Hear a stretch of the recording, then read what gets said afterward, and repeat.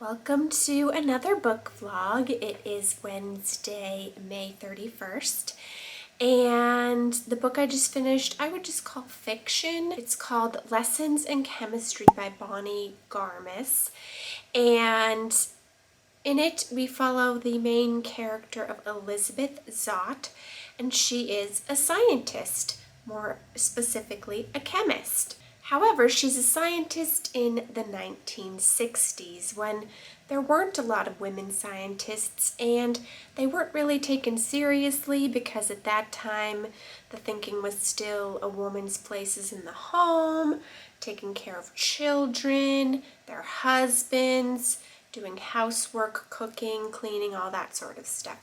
So even though she worked at basically a research institute as far as I could understand, nobody there, who were all men, took her seriously, yet they would try to take credit for her work.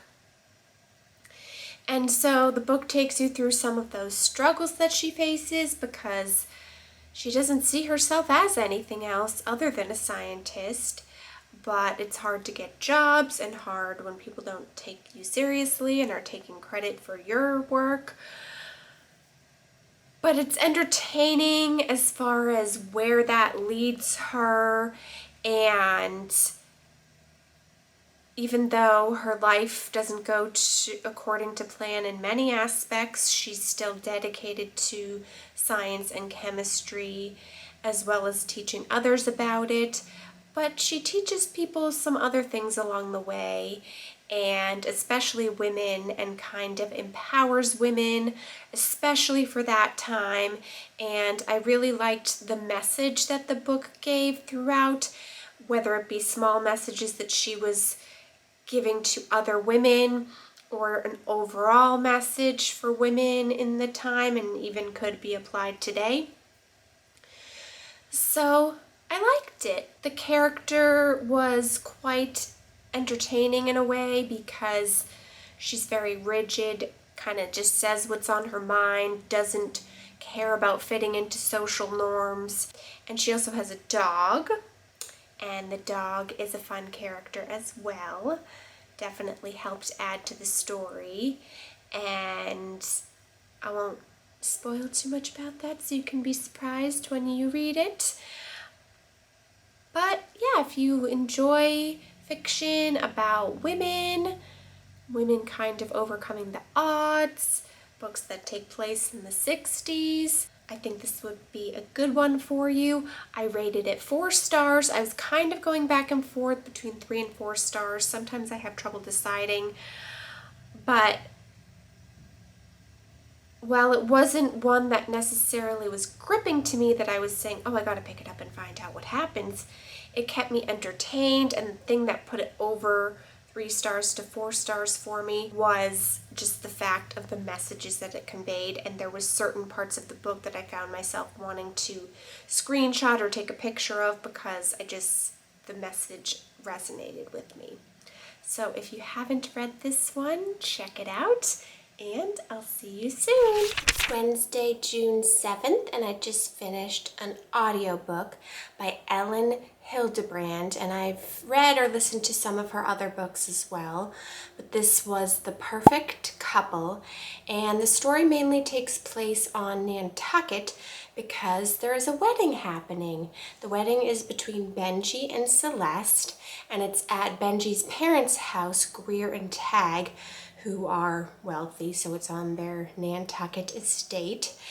And we follow a lot of characters in this story, but I didn't find it hard to follow or keep up with. I knew what was going on all the time.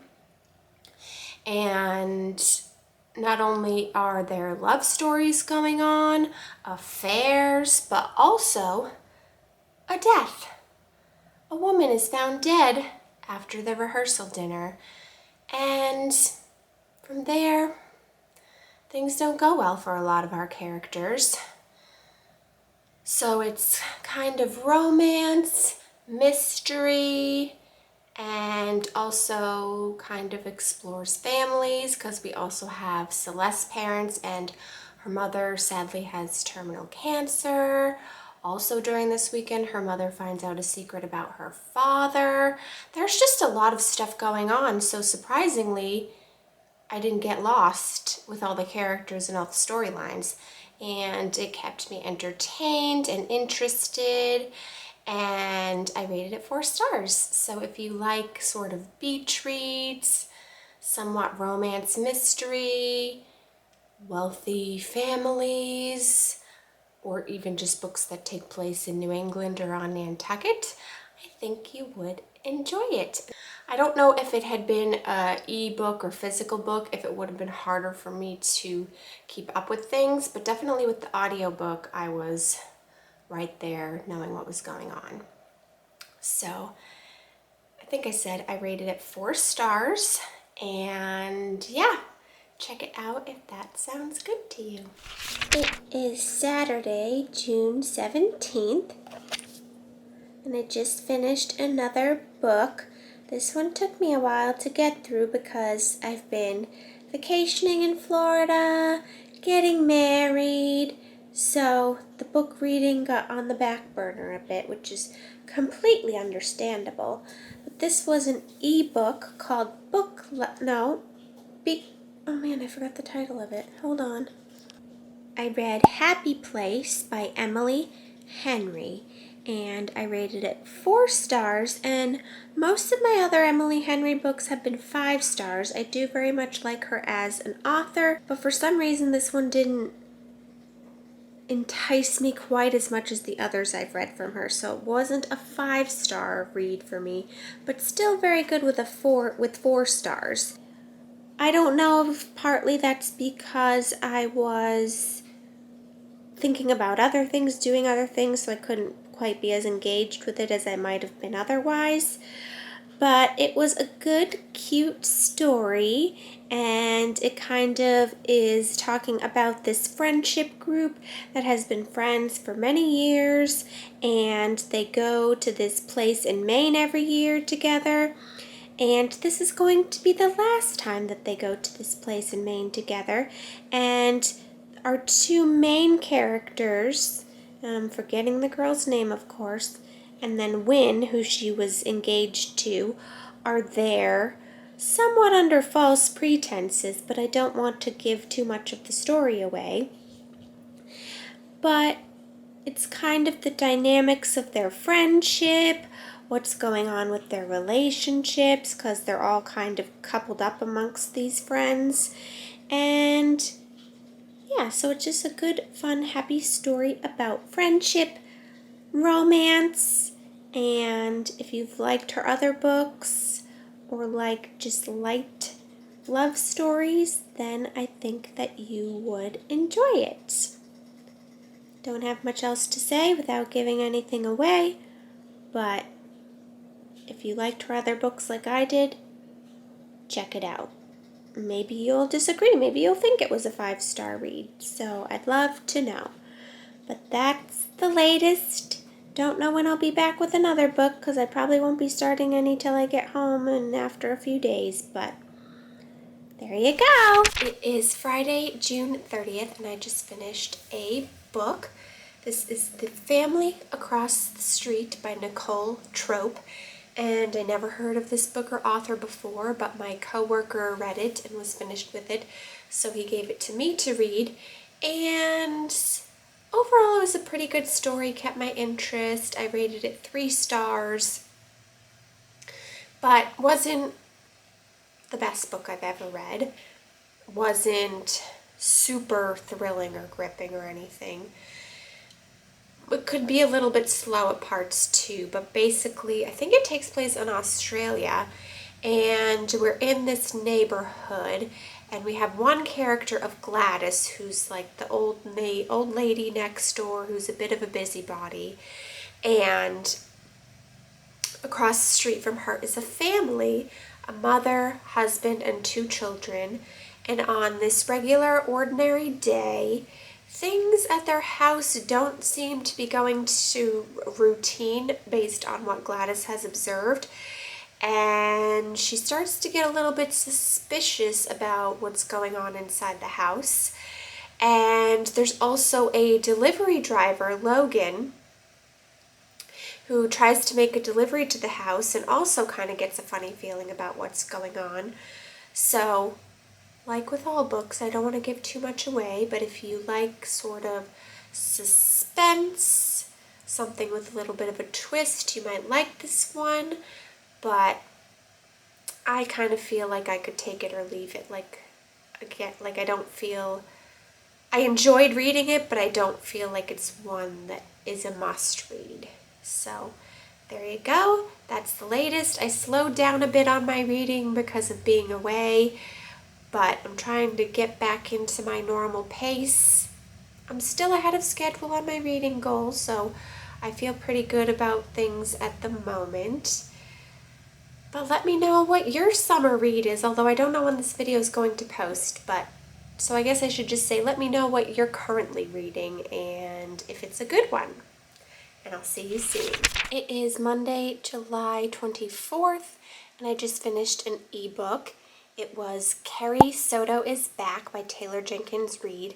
I've read a few other of Taylor Jenkins Reid books and really enjoyed them. I also liked this one, but I didn't like it as much as her others. I was also reading it during a very busy time, so it took me longer to get through because I wasn't able to read on my lunch and I was getting home late and very tired. So I would try to read before bed, but I would only get through a few pages. But I rated it 3 stars, and it's about a professional tennis player and basically following her on her journey of her tennis career. And her father is her coach, so it's also about their relationship. And there is a lot of tennis talk throughout it, especially during the matches. So I learned a bit about tennis, but I maybe could have done a little bit with a little bit less of that, but I get that it was necessary for this story. And even though it did have a lot of that tennis jargon or whatever, it still kept my interest. So I enjoyed it. I enjoy her as an author, but it was not my favorite of her books. And I would recommend it, but it wasn't a page turner for me or anything, so just keep that in mind. That's all I have to share with you about that, and hopefully I'll be able to get back in my reading rhythm because I feel like I've fallen a bit behind, so hopefully I'll be back soon with another book. It's Thursday, August 3rd, and I just finished a ebook called Meet Me at the Lake by Carrie Fortune. This was a romance book, but also a good summer read. Takes place partly in Toronto, partly at a lakeside resort. Fern is the main character that we're following. In her early 20s, she meets a man named Will Baxter, and he changes her life. But then she never really sees or hears from him again until her mother passes away and she has to take over the family resort, and he just appears out of nowhere. It goes back and forth in time from when she was younger to present day. I gave it 5 stars. I really enjoyed the love story aspect, the summer feels I got from it from being at a lake, even though part of it was in Toronto. But it was just a feel-good story, kept my interest the entire time. I of course wanted to know what happened to the main characters. So if you're looking for a good summer read, I would definitely recommend this one. It is Sunday, August 20th, and I just finished an audiobook. Unfortunately, it was not a favorite audiobook. It was the continuation to a series that I read a few years ago, the Truly Devious series, which is kind of teen murder mysteries.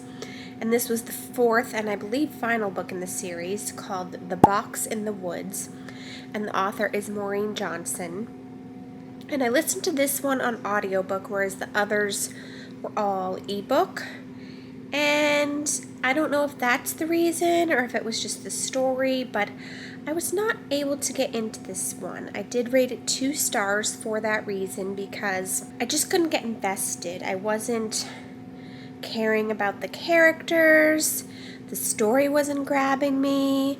I didn't know what was going on half the time because I couldn't stay focused on it because it wasn't holding my interest. So unfortunately, it is not one that I would recommend, nor one that I really enjoyed. I kind of felt like I was pushing myself to finish it and get through it, but it's not up there as a favorite.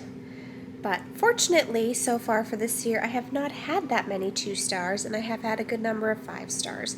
So we will hope that that keeps being the trend. But that's all for now. It is Monday, August 21st, and I just finished an ebook called Pineapple Street by Jenny Jackson. And I think I heard about this one on BookTube or else Instagram, but it was being talked about quite a bit. And I rated it 3 stars. I did enjoy it. It was about a family, and each chapter was from a different family member's perspective, mainly the siblings of the family, the kids of the family, and one of their spouses. And in the beginning of the book, I had a little bit of trouble following who was who and getting to know the characters, but eventually I got it straight and then was able to engage with the book more, knowing the difference between each character. And it kept my interest. It's about a wealthy family in New York and how they've kind of had generational wealth and the impact that that has on them as individuals and has had on their lives and their attitudes and the way that they act, and especially their parents as well.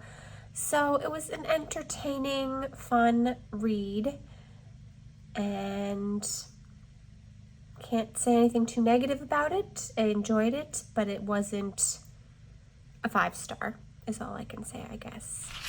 I just finished an audiobook, This Summer I Turned Pretty by Jenny Han. I had read Jenny Han's other series, the P.S. I Love You series, and enjoyed that one. And I had been hearing a lot about The Summer I Turned Pretty because of the TV show. And so that made me want to read the TV show, but I wanted to read the book first. So I did that via audiobook, and I enjoyed it. It kept my interest. I rated it 4 stars, and it was nice after having some duds to have a book that I enjoyed again. And it's about a young girl, Summer. Her name is, or her nickname that everybody calls her is Belly. And I don't know exactly what age she is in the main. Oh, she turned 16, I think. But we have flashbacks where we go to other summers of hers. Basically, her brother, and her mom spend every summer at this beach house. I don't know if it's right on the beach or just near the beach, but there's definitely a pool because they talk about swimming in the pool. And they spend their summer at that house with another family, one of her mom's best friends, and her 2 sons, Conrad and Jeremiah. And for the longest time, Belly has had a crush on Conrad, but he just looks at her as kind of a little sister. And this is also the first summer that Belly starts dating because she meets this other boy, Cam. And so it kind of takes you through her summer, the ups and downs, the growing pains, all of that sort of stuff. And yeah, it just was entertaining, kept my interest. Now I'm excited to watch the TV show to see how it is compared to the book. And then I will likely read the next book in the series because I think season 2 follows the second book. So I'll read that before I watch season 2, but now I can watch season 1, so I plan to do that hopefully soon.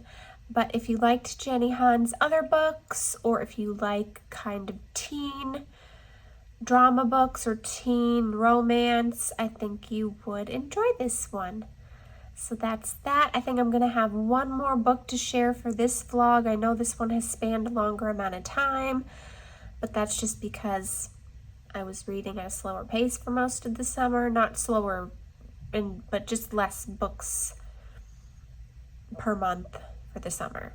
So stay tuned for one more. And that'll be it. And that's also when I'll update you on my reading goal. See you soon. I have my final book to share with you for this book vlog. It's called The True Love Experiment, and it's by two people. I thought it was one person at first. I thought her name was Christina Lauren, but it's Christina and Lauren, two different women who write together. And I want to say I've read one of their books before, but I can't completely remember. But I'm happy to say that this was a 5-star read for me. I read it on ebook and I really enjoyed it. It kept my interest. I was totally engaged, wanted to find out what would happen to the characters. So it's about this main character, Fizzy, who is a romance author. And she's kind of struggling to write her next book, doesn't know if she'll be able to come up with it. She thinks she's going in for her book to be adapted into a movie, or one of her books, but really she's going in and meeting with this TV producer, Connor, who has this, well, it's not really his idea or his cup of tea. He wants to do more nature documentaries and things, but this company he works for says that in order for him to do that, he needs to work on this dating reality show. And he thinks that this romance author would be a great fit for the main heroine, or the person that the men are going to try to date. And so when she goes in, she realizes this. She's kind of against the idea at first, doesn't see herself as a reality TV star, really doesn't get a good first impression of Connor, and ultimately does decide to do it because it could be good exposure for her. The audience would be the same demographic as her, the people who buy her books. She agrees to it with very specific stipulations, in that she doesn't want it to be where they're all in one place all the time, so they get to still live their normal lives, but then they'll just kind of film their dates and those sorts of things. She also wants to have very specific hero archetypes, like they would be in her books, as the men who go on for this show, thinking that there's no way this producer is going to get these specific archetypes of, for example, bad boy, vampire, hot nerd, are just some of the examples. She's like, there's no way he'll be able to get those people. But he does. He manages to fill those archetypes. And then there's another component to it of this dating website, which matches you with people based on DNA. You submit your DNA and you can get like a base match, a gold match, different levels based on what that DNA data tells them. So that's another component of it, because at the end they're going to have, well, each week they have America vote on who they want to see of the heroes continue on, but also at the very end of the show they're going to let you know the DNA dating profile match and how well the audience did compared to the dating website. And so we mainly follow Fizzy through her relationships, her journey of the show, but also Connor, who has a daughter that he's trying to support, and that's partly why he had to do this. And their dynamic with each other. And I will say it was a little bit predictable. I was able to predict some of it, but I was totally okay with that because it went the way that I wanted it to. So while my predictions came true, they were predictions that I wanted to happen. So I was okay with it. But it was definitely a fun, entertaining read. I kept thinking, I wish they would make this into a rom-com movie. This would be a fun movie to watch. But yeah, if you like romantic comedies, love stories, or if you happen to be a watcher of those sorts of reality dating shows, I think you would like this book. And I'm going to end this vlog here because it's been going since May, so we should have a good amount of books to share with you. And I will be back with hopefully some more fall reads to share with you in the next book vlog. I forgot that I said I was going to update you on my reading goal. It is Tuesday, September 5th, and I made a goal of 52 books for the year, and I'm currently at 37 books that I've read. So, still a tiny bit ahead of schedule, but gotta keep on my current pace or I could easily fall behind. But I feel good that I'm at least on track with it. So, out of 52 books for the year, I've read 37, and it's amazing that even with reading 37 books, there's still so many books on my TBR that I want to read, and I wish I had more time to get to them all, but I'll keep at it. So thanks for watching. Leave me your recommendations down below. Give it a thumbs up, and I'll talk to you soon.